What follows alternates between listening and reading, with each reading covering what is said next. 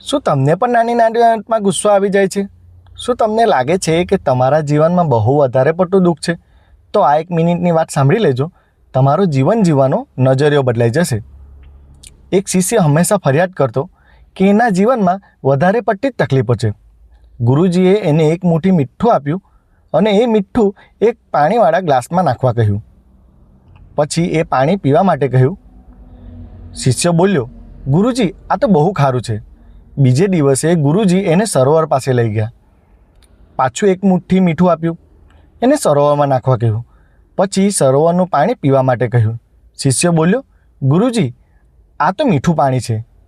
ત્યારે ગુરુજીએ સમજાવ્યું, બેટા, જીવનમાં દુઃખ તો મીઠા જેવા હોય છે. તમારું મન કેટલું મોટું ને એના પર આધાર રાખે છે.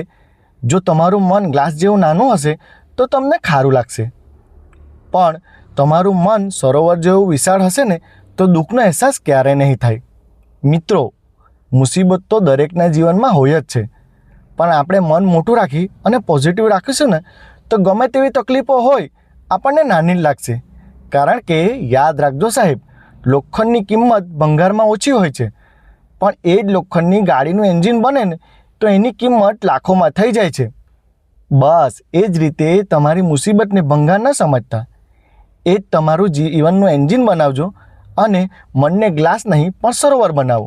જો તમને મારી વાત ગમી હોય ને તો એક કોમેન્ટ કરજો અને મારા આવા વિડીયો જોવા માટે મને સબસ્ક્રાઈબ કરજો.